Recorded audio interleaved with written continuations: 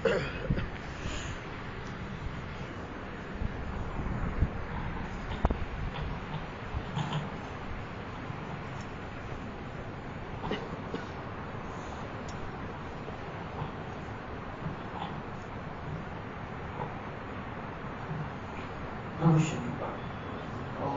صل على سيدنا ومولانا محمد وعلى آل سيدنا ومولانا محمد وبارك وسلم.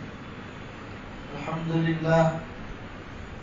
لله رب العالمين والصلاة والسلام على سيد الأنبياء والمرسلين وعلى آله وأصحابه وأزواجه وذرياته ومن تبعهم بإحسان إلى يوم الدين.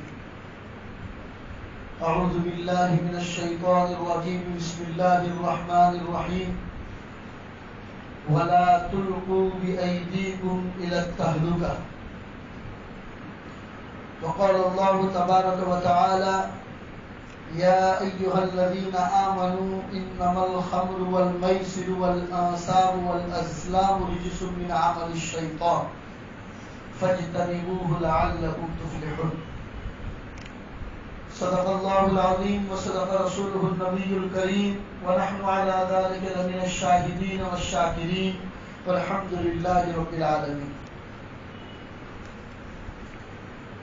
میرے محترم دینی بھائیوں، اللہ تعالیٰ نے اپنے پیدا کردہ انسانوں کو بہت ساری نعمتوں سے نوازا ہے. ان نعمتوں میں سب سے عظیم نعمت عقل ہے. عقل ہی ایک ایسی نعمت ہے جو انسانوں کو اللہ کی دیگر مخلوقات سے ممتاز کرتی، کیونکہ عقل اللہ نے صرف انسان کو عطا فرمائی. انسان کے علاوہ دیگر اللہ کی مخلوقوں کو یہ نعمت عطا نہیں، اور اس لیے عقل جیسی نعمت عطا فرمائی کہ اسی کے ذریعے اس کو دنیا میں صحیح اور غلط کے درمیان فرق کرنا، سیدھا راستہ کون سا ہے جو اسے صراط مستقیم تک پہنچائے، اور غلط راستہ کون سا ہے جو اس کو ضلالت اور گمراہی تک لے جاتا ہے، ان کے درمیان تمیز کرنے کے لیے اللہ نے عقل عطا فرمائی. اور انسان کو پیدا کر کے اللہ نے ایسے ہی نہیں چھوڑ دیا، اس کی رشت و ہدایت کے لیے انبیاء علیہ الصلوۃ والسلام کا ایک سلسلہ چلا ہے. نبی دنیا میں آتے گئے، جو ضرورت پڑتی رہی. اخیر میں نبی آخر الزمان محمد مصطفیٰ صلی اللہ علیہ وسلم تشریف لائے. قرآن جیسے عظیم دولت اللہ نے عطا فرمائی، محمد رسول اللہ کے طریقے عطا فرمائے. اور جب آپ کے دنیا سے پردہ فرمانے کا وقت آیا تو اللہ کے رسول نے آخری حجۃ الوداع کے موقع پر جو خطاب فرمایا، اس میں امتیوں کو یہ پیغام دیا: ترکت فیکم الامرین، میں تمہارے اندر دو چیزیں چھوڑ کر جاتا ہوں، قرآن اور میرا طریقہ، میری سنت. ان دونوں کو صحیح طریقے سے مضبوطی کے ساتھ عمل کرنا، پکڑ کے رکھنا، تو تم صحیح منزل تک پہنچ جاؤ. اور اسی کو پہچاننے کے لیے اللہ نے جو عقل عطا فرمائی ہے، انسان کو بتایا کہ اس عقل کا استعمال کرو. اس عقل کو دیکھو کہ کون سی چیز تمہارے لیے مفید ہے، کون سی چیز تمہارے لیے مضر یعنی کہ نقصان دہ. چنانچہ آج ہم جس عنوان سے بات کرنا چاہتے ہیں وہ ہے شراب. شراب قرآن کریم جب اتر رہا تھا، جس ماحول میں قرآن اتر رہا تھا اور جس ماحول میں محمد رسول اللہ صلی اللہ علیہ وسلم اپنی صحابہ کی جماعت اور مکہ اور مدینہ کے ماحول کو گائیڈ لائن دے رہے تھے، اس وقت نشہ کی چیز جو سب سے زیادہ جزیرۃ العرب میں پائی جاتی تھی وہ شراب تھی. آج کل کی طرح نہیں. آج کل تو ماہرین کا کہنا ہے کہ کھانی اور پی جانے والی چیزیں، وہ چیزیں جو کھائی جاتی ہیں اور وہ چیزیں جو پی جاتی ہیں، اور ان میں جو نشہ کی نشہ آور چیزیں استعمال ہوتی ہے وہ 500 کی قسم پائی جاتی. کھانے پینے کی 500 اقسام آج دنیا میں ایسی پائی جاتی ہے جن میں نشہ آور چیزیں ملائی جاتی ہیں. اس لیے آج کل مسائل الگ ہے. لیکن اللہ کے رسول صلی اللہ علیہ وسلم کے زمانے میں جب مکہ اور مدینہ کے ماحول کو گائیڈ لائن کی ضرورت تھی، اس وقت سب سے زیادہ نشہ آور چیز کوئی پائی جاتی تھی جزیرۃ العرب میں تو وہ شراب تھی. ہاں، شراب الگ الگ طریقے سے بنتی تھی. کچھ لوگ گیہوں سے بناتے تھے، کچھ لوگ انگور سے بناتے تھے، اور انگور والی شراب زیادہ پائی جاتی تھی. گیہوں میں بھی بنتی تھی، باجرے میں بھی بنتی تھی، جوار میں بھی بنتی تھی. بہت ساری قسم اس وقت بھی پائی جاتی تھی، لیکن نشہ آور چیز وہ شراب تھی. صحابہ اس کو محسوس کرتے تھے. چنانچہ روایت میں آتا ہے کہ ایک مرتبہ حضرت عمر فاروق، معاذ بن جبل، حضرت عبد الرحمن بن عوف، جو مدینہ کے ماحول اور مکہ کے ماحول میں بڑے صحابہ سمجھے جاتے ہیں، جو اللہ کے رسول کی مجلس میں بیٹھتے تھے، حضور کی تمام باتوں کو کیچ اپ کرتے تھے اور مدینہ اور مکہ کے ماحول میں پہنچاتے تھے. ان بڑے بڑے صحابہ میں حضرت عبد الرحمن بن عوف، حضرت معاذ بن جبل، حضرت عمر فاروق، یہ اللہ کے رسول کی خدمت میں آئے اور آ کر کہنے لگے، یا رسول اللہ، ہمارے مکہ کے ماحول میں شراب بہت پی جا رہی. شراب آپ کو معلوم ہونا چاہیے میرے بھائیو، ایسا ماحول تھا کہ جس کے گھر میں جتنی پرانی شراب رکھی ہوئی ہے وہ آدمی معاشرے میں سب سے زیادہ معزز سمجھا جاتا ہے، قابل عزت سمجھا جاتا ہے. لوگ محفلوں میں، مجلسوں میں اس آدمی کا تذکرہ کرتے تھے اور یوں کہتے تھے، تمہیں معلوم ہے فلاں آدمی کے گھر میں 1 سال پرانی شراب ہے، ارے بھائی فلاں آدمی کے گھر میں 2 سال پرانی شراب ہے.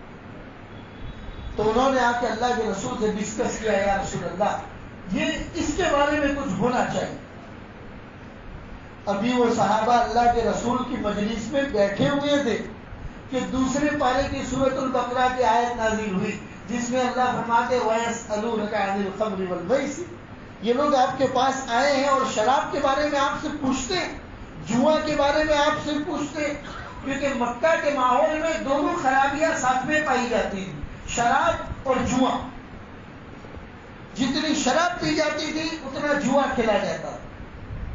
تو انہوں نے آ کے پوچھا تھا، اللہ نے آیت اتاری، یہ لوگ آپ سے شراب کے بارے میں اور جوا کے بارے میں پوچھتے ہیں، آپ انہیں کہیے کہ یہ گندی چیز ہے، یہ بری چیز ہے، اس سے معاشرے تباہ اور برباد ہو جاتے ہیں، آپ اس کی برائیاں ان کو بتائیے.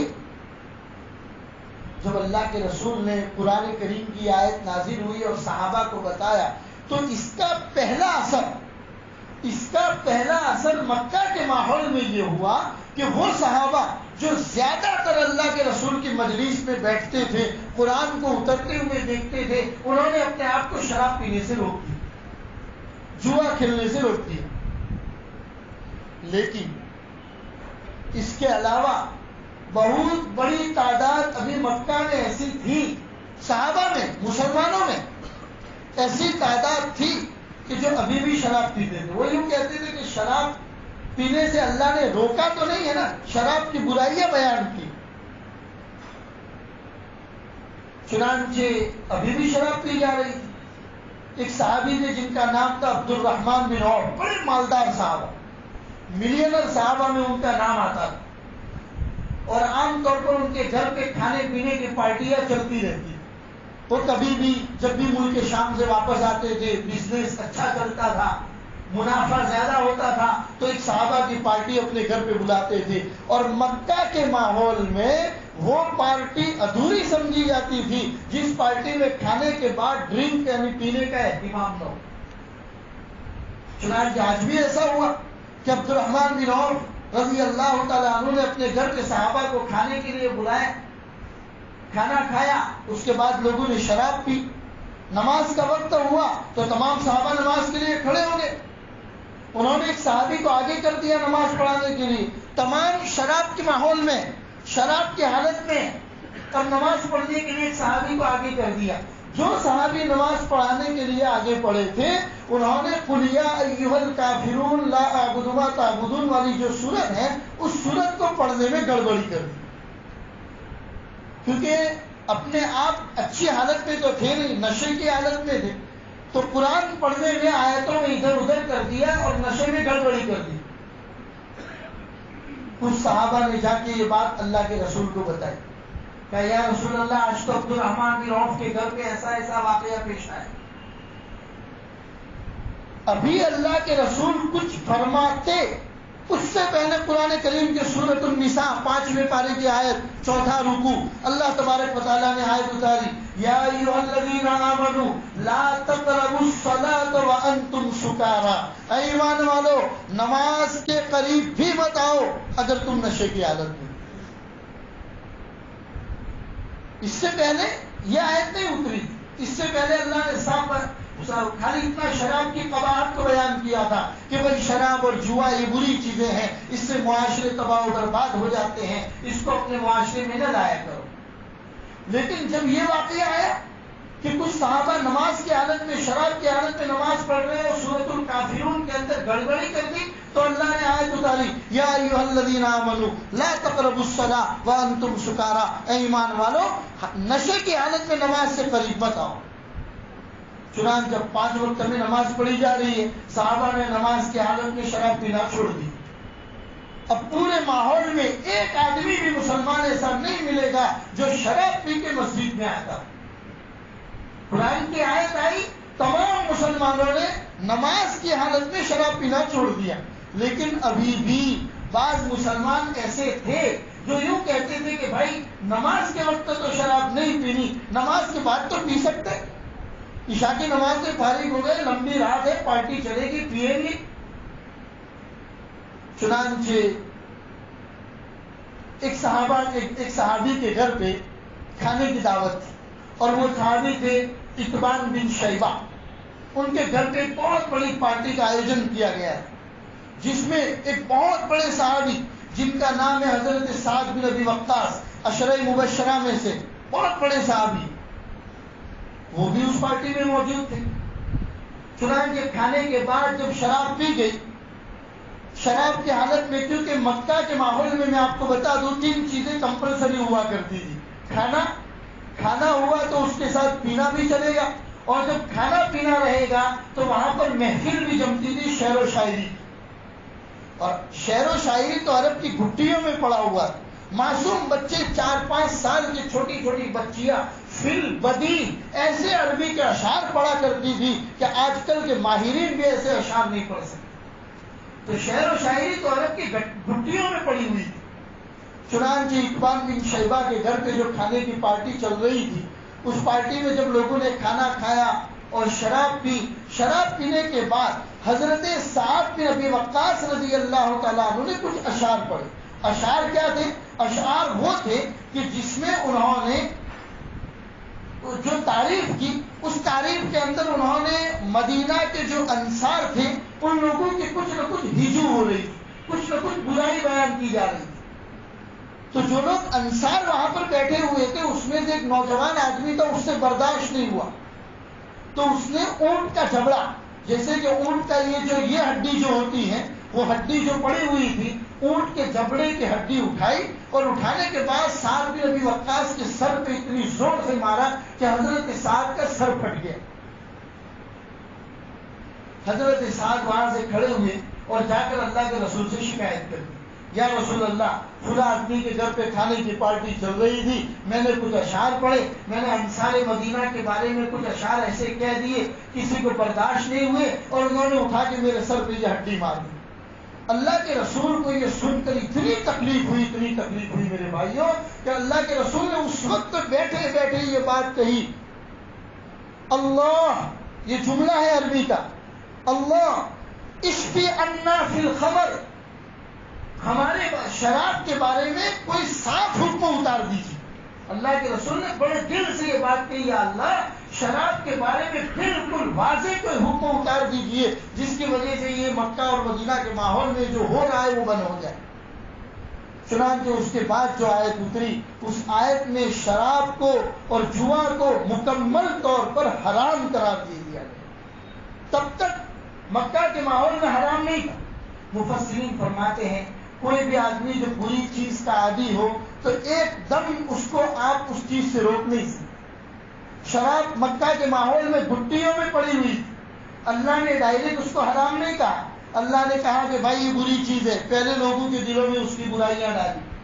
پھر اللہ تبارک و تعالیٰ نے فرمایا کہ بھائی شراب پی کر مسجد میں مت آؤ، نماز کی حالت میں مت پیو، تو لوگ اس سے تھوڑے دور ہو گئے۔ پھر اس کے بعد مکمل طور پر جب شراب حرام ہو گئی تب مکہ کا ماحول کیا تھا میرے بھائیوں؟ لوگوں نے اپنے گھروں میں رکھے ہوئے مٹکوں کو توڑ دیا، پہلے تو شراب نالیوں میں بہا دی اور پھر مٹکے، اللہ کے رسول نے کہا کہ یہ مٹکے اگر گھر میں پڑے رہیں گے تو تمہیں شراب یاد آئے گی، ان مٹکوں کو بھی توڑ دو۔ چنانچہ انہوں نے مٹکوں کو بھی جا کے توڑ دیا، نہ رہے بانس نہ بجے بانسری، یعنی چیز رہے گی بھی نہیں کہ یاد بھی نہیں آئے گی۔ تو اس طریقے سے اسلام نے شراب کو حرام قرار دیا میرے بھائی۔ یہ عقل جو اللہ نے ہمیں عطا فرمائی ہے وہ اس لیے عطا فرمائی ہے تاکہ ہم سمجھے سوچے کون سی چیز میری ہیلتھ اور میری جسم کے لیے، میری تندرستی کے لیے مفید ہے اور کون سی چیز میری تندرستی کے لیے مضر ہے۔ ان دونوں چیزوں کے بیچ میں امتیاز کرے، فرق کرے اور تمام حرام اور مکروہ چیزیں جو ہمارے نفس کو نقصان پہنچانے والی ہیں ان سے دور کرے۔ یہ میں نے بتدریج آپ کو بتایا کہ کس طریقے سے شراب کو حرام قرار دیا۔ لیکن آج کل ماحول کیا ہے میرے بھائی؟ آج کل ماحول یہ ہے کہ ہمارا معاشرہ آہستہ آہستہ منشیات کی طرف، یعنی یہ نشہ آور چیزوں کی طرف جا رہا ہے۔ اب تک ہمارا معاشرہ صرف سگریٹ نوشی تک تھا، نوجوان سگریٹ پیتے تھے، سگریٹ نوشی تک رکا ہوا تھا، لیکن آہستہ آہستہ الیکٹرک حکے کے نام سے ایسے حکے بازار میں آ رہے، کیپسول آ رہے۔ اسی طریقے سے سگریٹ کا کچھ تمباکو نکال کے اس میں ہلکا سا کچھ پاؤڈر ڈالا جاتا ہے، پھر تمباکو بھر کے اس سگریٹ کو پیا جاتا ہے۔ ایسے ہلکے سے ڈرنک ملتے ہیں کہ جس کو ہماری سافٹ ڈرنک میں ملایا جاتا ہے، پیپسی میں، کوکو کولا میں، تھمس اپ میں ملایا جاتا ہے۔ دیکھنے والا آدمی یہ سمجھتا ہے کہ یہ تو کوکو کولا یا تھمس اپ پی رہا ہے، لیکن کس کو پتا ہے کہ اس میں نشہ آور اشیاء ملائی ہوئی۔ دین بدین ہمارا معاشرہ، اچھے گھرانے کے بچے میرے بھائی، غریب نہیں کرتا ہے، غریب کو تو پڑی نہیں ہے اس کی، اس کو تو بیچارے کو کمانے سے فرصت نہیں ہے، صبح نکلتا ہے شام کو تھک ہار کے واپس آتا ہے، گھر میں موجود چیزیں کھا پی کے سو جاتا ہے۔ وہ لوگ کہ جن کے پاس صرف ایک چوچروں کے علاوہ کوئی اور موقع ہے ہی نہیں، ماں باپ کو فکر نہیں ہے پیسہ کمانے سے، بچہ کہاں جاتا ہے، کن دوستوں کے ساتھ بیٹھتا ہے، اس کا مٹنا بیٹھنا کون سا ہے، اس کا فرینڈ سرکل کون سا ہے، کہاں میرا بچہ جاتا ہے، وقت کہاں گزارتا ہے، ماں باپ کو فرصت ہی نہیں ہے اپنے اولاد کی طرف فکر کرنے۔ میرے بھائیوں، آہستہ آہستہ معاشرہ تباہ و برباد ہو رہا ہے، اور یاد رکھیے ہمارا نوجوان، یہ بڑی کڑن کے ساتھ یہ بات کہی جا رہی ہے، کڑن کے ساتھ یہ بات کہی جا رہی ہے۔ اب پہلے یہ سورت میں تھا، اب ہمارے بھروچ میں آ چکا ہے میرے بھائی۔ سورت کی جمعیت علماء نے تو کوشش کی، نوجوانوں کو قریب کیا، جو نوجوان اس طریقے کی منشیات میں ملوث ہو چکے تھے ان نوجوانوں کی الگ سے ملاقات کی، پیار محبت سے ان کے کندھے پر ہاتھ رکھ کر ان کو سمجھایا، وہاں کے ڈویژن کے پولیس والوں کو جا کے بتایا کہ یہ نوجوان منشیات میں ملوث ہو چکے ہیں، جو لوگ ان منشیات کی چیزوں کو بیچتے ہیں ان لوگوں کی طرف توجہ دلائی، تو اس کی وجہ سے کافی ہمارے علاقے میں، مسلمانوں کے علاقے میں کافی کنٹرول میں آ چکا۔ لیکن اب یہ چیز ہمارے شہر میں آ گئی، ہماری شہر میں آ گئے۔ ہمارا شہر کا نوجوان رات کہاں گزارتا ہے، کتنے بجے وہ گھر جاتا ہے، ماں باپ کہتے ہیں کہ ہم کو ڈسٹرب نہیں ہونا چاہیے، اس لیے اس کا روم الگ بنا دیا، پچھلے دروازے سے آئے، وہ کتنے بجے آتا ہے ماں باپ کو پتا نہیں۔ فکر کیجئے میرے بھائیوں، فکر کیجئے کہ ہمارا معاشرہ، نوجوان، خاص طور پر نوجوان منشیات کی طرف نہ جائے، دین بدین منشیات کی طرف جا رہا ہے، اور اس کے نقصانات کیا ہو رہے ہیں؟ سب سے بڑا نقصان اس کی باڈی پہ آ رہا ہے، اس کے جسم پر آ رہا ہے۔ 20 کلو کا وزن اٹھانے کے قابل نہیں ہے آج کل کا نوجوان، اس کی باڈی پہ وہ تھکا ہے، پورے دن اس کو سونا چاہیے، وہ کہیں پر جا کر 2 گھنٹہ 4 گھنٹہ صحیح طریقے سے کام نہیں کر سکتا، تو اس کی وجہ سے کام چوری ہمارے نوجوانوں میں آ گئی۔ پھر اس کے بعد شادی کروا دی بچے کی، شادی کروانے کے بعد، کیونکہ وہ نشے کا عادی، نشے کی حالت میں گھر پہ آتا ہے، اس کو پتا نہیں ہے کہ میرے سامنے جو میری بیوی ہے اس کے ساتھ میرا سلوک کیا ہے، اسلامی طریقہ کیا ہے، قرآن اور حدیث نے بیوی کے ساتھ کیا سلوک کرنے کو کہا گیا ہے، ان تمام چیزوں سے وہ پرے۔ پھر مار جھوڑ، ہاتھ اٹھانا، مارنا، کسی کے لڑکی پہ ہاتھ اٹھانا، پھر دو خاندانوں میں دشمنی، اور اس کی وجہ سے طلاق کی نسبت دن بدن بڑھتی جا رہی، طلاق کے واقعات دن بدن بڑھتے جا رہے ہیں میرے بھائیوں۔ پھر آ کے روتے ہیں کہ نشے کی حالت میں تھا مولانا، کیا کروں، ایک ساتھ 3 طلاق دے دیا میں نے، اب میرے لیے کوئی طریقہ ہے کہ نہیں؟ کوئی طریقہ نہیں ہے، منجیرہ بجاؤ، اس کے علاوہ کوئی طریقہ نہیں ہے تمہارے پاس۔ میرے بھائیوں سمجھو تو صحیح، اسلام جیسا پاکیزہ طریقہ، اسلام جیسا ایک بہترین معاشرہ جب اللہ نے ہمیں عطا فرمایا ہے تو ہم کیوں اسے فالو نہیں کرتے؟ ہم کسی ویسٹرن کلچر کو کیوں فالو کر رہے ہیں؟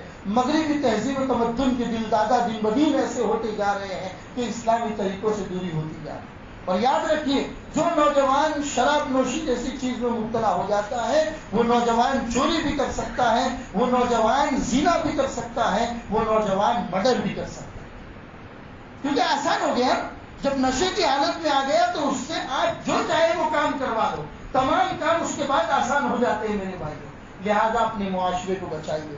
ہمارا چھوٹا بھائی یا ہمارے رشتہ دار، ہمارے رشتہ داروں میں کچھ نوجوانوں کو اگر اس طرح کی ایکٹیویٹی کے اندر آپ دیکھیں، پیار محبت کے ساتھ اس کے کندھے پر ہاتھ رکھ کر اس کو سمجھاؤ کہ میرے بھائیوں کہیں ایسا نہ ہو کہ دنیا تو برباد کرو ہی کرو، آخرت کے اندر جب تمہاری موت تمہیں آئے تو تمہاری زبان سے کلمہ تمہیں نصیب نہ ہو، تم نشے کی حالت میں ہو، دنیا والے تو تمہیں کفن بھی پہنائے، دنیا والے تو تمہارے پیچھے جنازے کی نماز بھی پڑھے، لیکن کس کو پتا ہے کہ اللہ کی فہرست میں تم کافر میں لکھے ہوئے۔